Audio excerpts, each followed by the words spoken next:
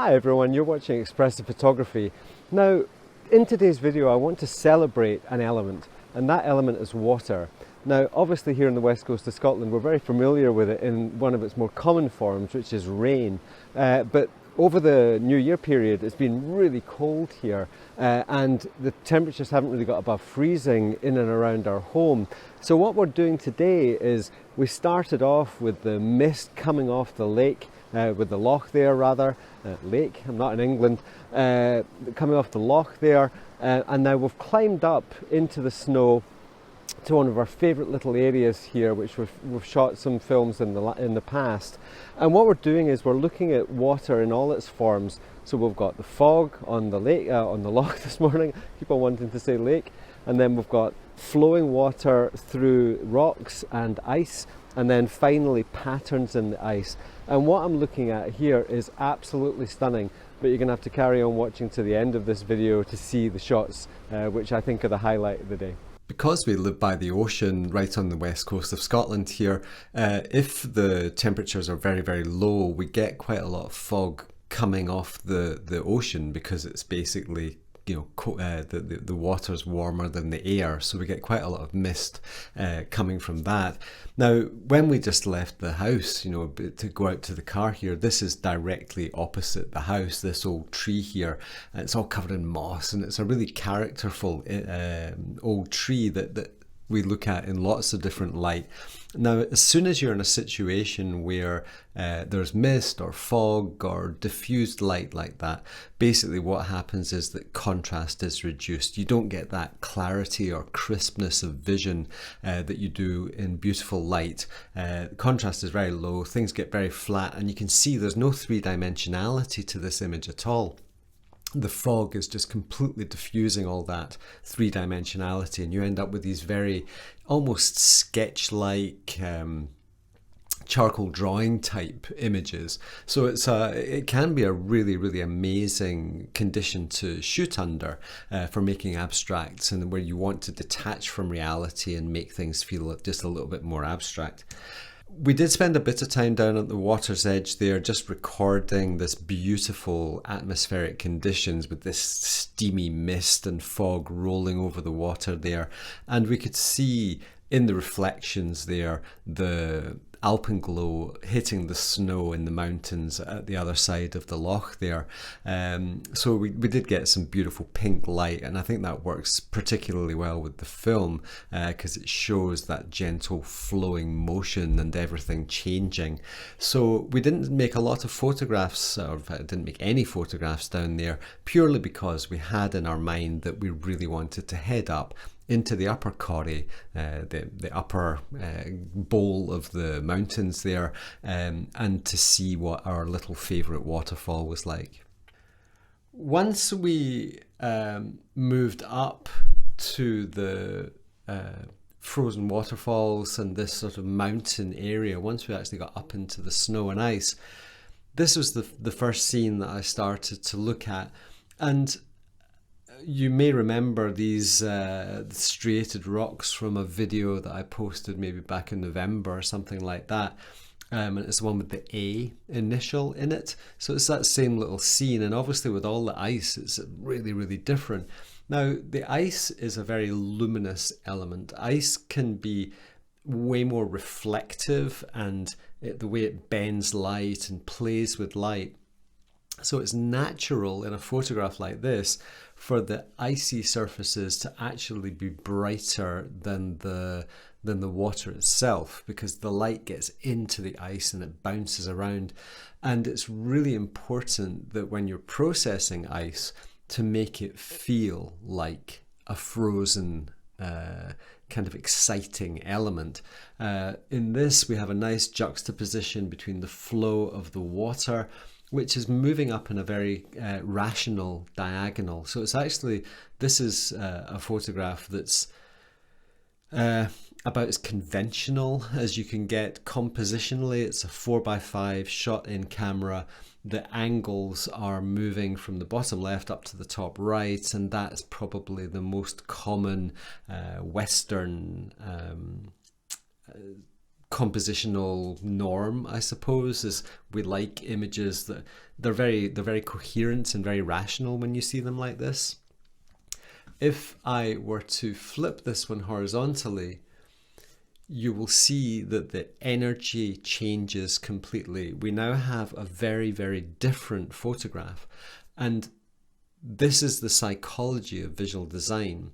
I went into a bit more detail on this particular photograph on the members video that went out on Thursday there, Thursday or Friday. But the psychology of how we read the landscape very much affects the response, the emotional response that we're going to have from it. Now, I love photographs like this. I think they are, they really reflect an excitement that I have for the landscape. I think water here, when you see that you've got flowing water with full of energy, but the static ice, we think of ice as a locked up frozen element, but in real terms, it's bringing a lot of energy to this photograph. It's bringing chaos to this photograph. The flow of the water is the rational, normal bit, and the ice is kind of static and frozen. So the elements that we have in our compositions have characteristics in their own right. The water has a characteristic, the rock has a characteristic, and the ice has a characteristic. And I think it's this emotional connection with the elements that we're photographing. You know, it's very easy to look at old gnarly trees and think of them as human in some way. I know that nature photographers do the same. You've only got to think about a couple of penguins and a baby penguin chick in between the two of them to think of family and nurture. Now, inanimate objects are slightly different. Rocks, ice, water, they are essentially inanimate. They're without, well, in Western society, we tend to don't think of them as having spirituality or a soul, but it's easy for us to understand that they may have some sort of nature to them. And I think that when it comes to a compositional point of view and a photographic point of view, is focusing in on the energy and the feeling that each element is bringing. Now, we ended this particular shoot photographing frozen ice at the edge of a pool, and a lot of the pool was unfrozen and there was fast flowing water underneath it, but the surface of the pool had frozen into the most crazy geometric patterns. And the first thing I started to notice was this transition between the flat ice on the left hand side and then the more fractured ice on the right hand side. And this has actually been rotated 90 degrees anti-clockwise. So I photographed these as horizontal frames looking straight down. Now, the thing that appealed to me most in these photographs was this transition between this cool blue area and then this much more fractured and chaotic yet ordered right hand side. And I took quite a few photographs in here, and I'm just going to skim through them now. The next one is moving slightly up. This is in the same area, of course. And the difference is now that we have much more of an engagement between the two zones. The first one has a slightly more rational transition. The next one is a more jaggy, indented transition, like a fjord or something like that. And the way I look on these images, it's like looking down on the surface of a frozen planet. It's like flying over the Arctic. And these are glaciers spilling off into the ocean. And this next shot in particular, it feels like these are icebergs on the left-hand side that have carved off this huge glacier on the right. And this is how my imagination catches me. And I love that. You know, I remember when I was a kid climbing mountains, and every step I felt like a giant, you know, stepping between mountains, and, you know, there was crushing minions beneath me and all of this type of stuff. But this image in particular really speaks to me of climate change and glaciers calving and melting of ice caps and things like that. The fact that my brother's a glacial geologist and we've been talking a lot recently about these issues obviously has been sticking in my mind. I then finished off with a couple of images, and I shared one of these on social media last weekend actually, and it was surprisingly popular. Again, there's these patterns in the ice. We're talking about something that's that, you know, it's 30 centimeters square or 12 inches square.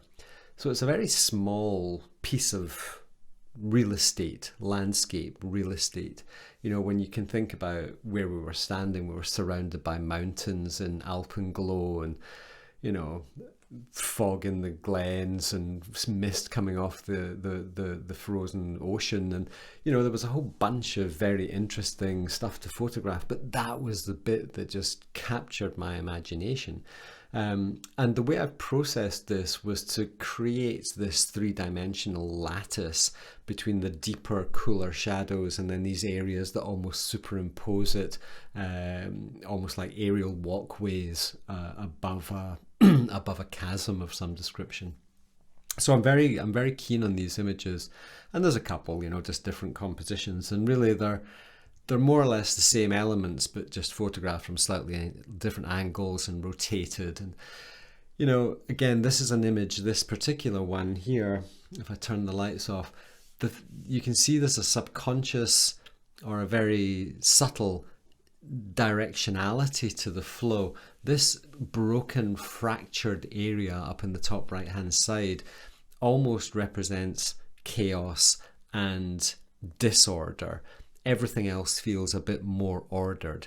Now, because everything is on the left hand side that is chaotic, if I was to flip this one horizontally, that feels more rational, more calming. It doesn't feel as chaotic, but there's still tension. This stuff on the right hand side is always going to feel more tense than this stuff on the left hand side. The human brain craves order. We crave rationality. I don't think anybody truly embraces chaos. And this photograph here represents the balance between order and chaos. If ever an image represented the contemporary world scene, maybe it is this one in my mind. So yeah, these are the images that I made up at the frozen scene that we were just looking at there, and I had a wonderful time, and it was that level of engagement that just it makes your life worthwhile. So hopefully you enjoy this type of stuff. Thank you for watching this video. I always appreciate anybody and all of you who spend time to watch these movies that we make. Please do us a favor and give us a thumbs up. That really helps the channel, and if you want to subscribe and get notifications, then that is awesome too. Coming on Wednesday next week, there's the second part of my conversation with Adam Gibbs. You'll have seen from the first one last Wednesday that we got really stuck in and we were feeling quite opinionated. So hopefully you'll enjoy the second part of that one. And that's about it. We'll be along again next Sunday with some more vlogging from the west of Scotland. We're of course still in lockdown here and will be for quite some time, I think. So we're sticking very much to our local area.